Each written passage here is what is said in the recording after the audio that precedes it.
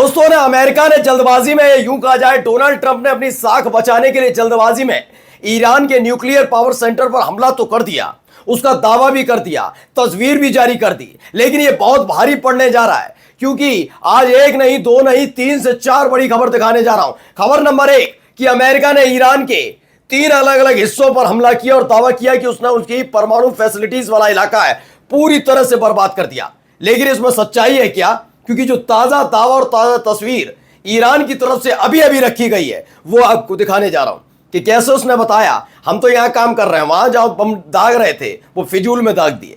पहली खबर। दूसरी आपको खबर दिखाने जा रहा हूं कि कैसे यमन समेत कई देशों ने इजराइल को लेकर अमेरिका की जो नीति थी उस पर मोर्चा खोल दिया। अमेरिका ने जो हमला ईरान पर किया उसे लेकर मोर्चा खोला है। यानी मिडिल ईस्ट के अंदर अब अमेरिकी जो मिलिट्री कैंप है वो अब निशाने पर आ गए। हूती लड़ाकों का बड़ा ऐलान दिखाऊंगा, अलग अलग हिस्सों से जो आवाज उठाई वो दिखाऊंगा। और यही नहीं, संयुक्त राष्ट्र ने भी साफ साफ लफ्जों में कह दिया कि अमेरिका अब दादागिरी पर उतरा है जो बर्दाश्त नहीं किया जाए। बड़ी खबर है आज की। यही नहीं, न्यूयॉर्क में क्या हुआ, जैसे ही खबर निकली कि अमेरिका ने बेवजह बिना किसी चीज के ईरान पर हमला किया है, उसके बाद न्यूयॉर्क के हालात देख लीजिएगा। और मैंने जैसा आपसे कहा था वो जरूर देखिएगा। ये कहां है वो साइट जो अभी तक सुरक्षित है? क्या अमेरिका ने गलत जगह बम दाग दिया? नमस्कार, मैं हूं प्रज्वल गौतम और आप देख रहे हैं टाइम्स एक्सप्रेस। शुरुआत करने जा रहा हूं, पहले वीडियो देखिए। ये दूहे का गुबार, ये आपको दिन भर, आपको शायद आज भी दिखेगा। अमेरिका ने ये कर दिया।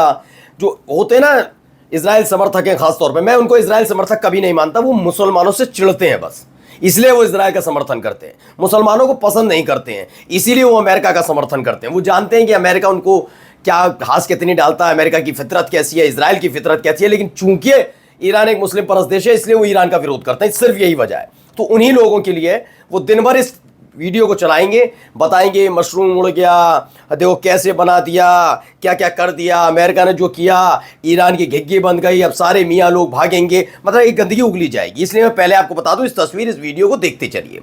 ये वीडियो में अभी कितनी सच्चाई है भी आपको दिखाऊंगा, तो पेट पकड़ पकड़ कर आप फंसेंगे। पहले ये वीडियो आपने देख ली। आज से 3 दिन पहले एक खबर मैंने आपको दिखाई थी। खबर याद है आपको? मैंने आपसे कहा था कि 200 साइंटिस्ट रूस के ईरान में, ये पुतिन ने कहा, बयान भी था। ना केवल रूस के 200 साइंटिस्ट ईरान में ये कहा था, बल्कि उन्होंने कहा था कि जिस जगह आप हमला करने की सोच रहे हैं वहां है ही नहीं उनका न्यूक्लियर फैसिलिटी, वो अंडरग्राउंड चल रही है।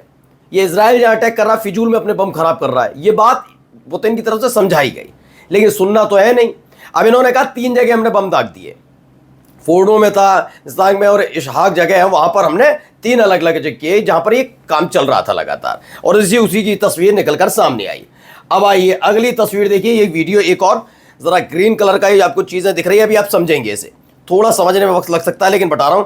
फोर्डो, नतांज और इस्फहान पर जो बम किया, बनाया, दागा गया उसकी है। ये ईरान का इलाका है, फोर्डो, नतांज और इस्फहान।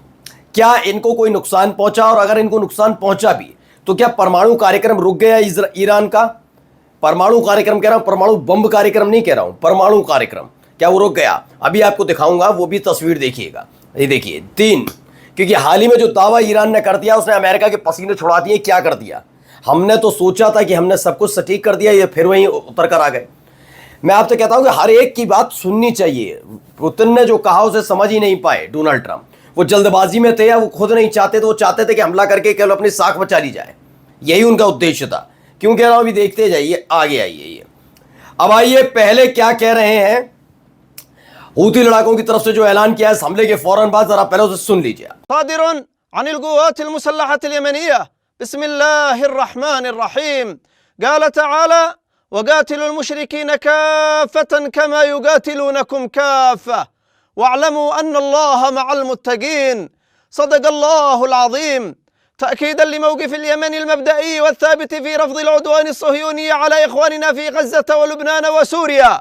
तो यमन की तरफ से ऐलान कर दिया गया कि वो रेड सी में अमेरिका और अमेरिका के सहयोगियों के जहाज नहीं आने देंगे फिर से। ये एक बहुत बड़ा ऐलान है और इस ऐलान से पहले भी हलकान हो चुका है। कौन? अमेरिका। आपको याद होगा गजा से संघर्ष, इसराइल का एक जहाज कब्जे में लिया, उसके बाद अमेरिका नेता बनकर उतरा कि रेड सी में तो मजा चखाता हूं यमन को, हुती लड़ाकों को। उसने कहा तुम भी आओ, ब्रिटेन के एक जहाज को ले गए। ये सारे के सारे ऑपरेशन कर रहे थे, सना पर बहुत दनादन हमले किए। उन हमलों के बाद दावा कर दिया हुती लड़ाकों का सारा साम्राज्य खत्म कर दिया। फिर अचानक से एक वीडियो आई, हुती लड़ाकों ने कहा ये रहा हमारा सारा का सारा हथियार, और फिर जो हमले किए ब्रिटेन का जहाज भाग गया। अमेरिका अकेला पड़ा, उसने कि मैं भी भाग जाता हूं। ये हालत है। एक बार फिर से कह दिया, हुती लड़ाकों की तरफ से ऐलान कर दिया है, सुन लिया आपने, लिखा भी है, Yemen ready to attack all American ships and warships in the Red Sea. हम वॉरशिप भी नहीं छोड़ेंगे और जो नॉर्मल कमर्शियल शिप आते हैं अमेरिकन, वो भी नहीं छोड़ेंगे, और अमेरिका के सहयोगी जितने हैं उनके भी जहाज नहीं बख्शे जाएंगे। ये ऐलान है। अभी तो एक ऐलान है, अब दूसरा सुनिए। ये देखिए, IRGC नेवी के ब्रिगेडियर जनरल तंगजरीन कमांडर हैं, उन्होंने कहा the straight of Hormuz will be closed with a few hours. तैयार रहे दुनिया, क्योंकि ट्रंप के जो हरकत है, उनकी तरफ से जो किया गया कदम उठाया गया, उसकी अब भुगतान पूरी दुनिया को करना पड़ सकता है। इजराइल ने जो किया था उससे रेड सी पर असर पड़ा था, उससे महंगी हुई थी चीजें, काफी कुछ चीजें महंगी होती नजर आई थी, तिलमिला गया था अमेरिका। अब सोचिए 20 से 30% व्यापार, विश्व का 20 से 30% व्यापार इसी स्ट्रेट ऑफ हॉर्मुज से होकर गुजरते हैं, वहीं से शिप। अब कितनी महंगी हो जाएंगी चीजें। स्ट्रेट ऑफ हॉर्मुज बंद होने जा रहा है। बंद का मतलब यह नहीं कि वहां कोई ब्लॉकेड, कोई दीवार आ जाएगी खड़ी हुई, ना। पहले ही ईरान ने कहा था कि अगर ऐसा कुछ हुआ तो वहां हम बारूद बिछा देंगे, और मेरे को नहीं लगता किसी भी देश में इतना वो होगा कि वो अपने कमर्शियल शिप वहां पर भेजे, जब ईरान के साथ इतनी बड़ी घटना हुई है। स्ट्रेट ऑफ हॉर्मुज से अब लगातार वीडियोस निकल कर आए तो बड़ी बात नहीं है दोस्तों, क्योंकि ऐसी ही रेड सी से निकल कर आई थी, जब पहले धमकी दी थी, नहीं माने, और उसके बाद तस्वीरें निकली थी, कितने जहाज जलते हुए पाए गए थे, याद है आपको, कैसे मिसाइलें दागी, सब हुआ। स्ट्रेट ऑफ हॉर्मुज को लेकर जो ऐलान पहले भी किया ईरान ने, अब कह दिया कि हम बंद करने जा रहे हैं। अगली खबर देखिए, इन्होंने, डोनाल्ड ट्रंप ने कहा है कि भाई हमने तो कर दिया अटैक, हमने इनकी 3 जगह फोर्डो, नतांज और इस्फहान पर कर दिया, सबको लेकर। इस पर एक डॉन बेयर है, वो क्या कहते हैं, रिपोर्टर है, ये क्या है देख ले, बता देता हूँ। ये बताते हैं नॉर्दर्न वर्जीनिया, रिप्रेजेंटिंग करते हैं नॉर्दर्न वर्जीनाज US हाउस में, ठीक है। इन्होंने कहा प्रेसिडेंट ट्रंप ने ना अपने ही संविधान की धज्जियां उड़ा दी, अपने देश के संविधान की।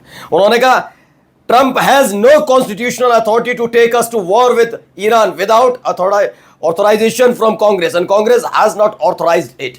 उन्होंने कहा कि ट्रंप को कोई अधिकार नहीं है बिना संसद की अनुमति के वो ऐसे हमला कर सके किसी देश पर, और ये करके उन्होंने गलती की है, यानी अपने ही देश में गिरते नजर आ रहे हैं। अब एक और खबर देखिए, इसका विनाशकारी परिणाम होगा ईरान पर US के हमले पर UN प्रमुख का बड़ा बयान आ गया। उन्होंने कह दिया इसका अब बहुत बड़ा परिणाम होगा, भुगतिएगा। कौन कौन भुगतेगा ये देखा जाएगा, ऐलान होने लग गया है। और अब ये तस्वीर जरा देखिए गौर से, ये तस्वीर आज की बहुत महत्वपूर्ण तस्वीर है।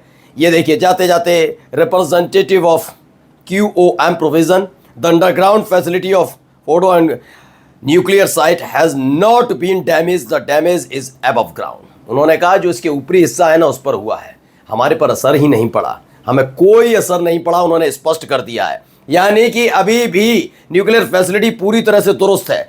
और जाते जाते एक महत्वपूर्ण वीडियो, पहला वीडियो देखिए।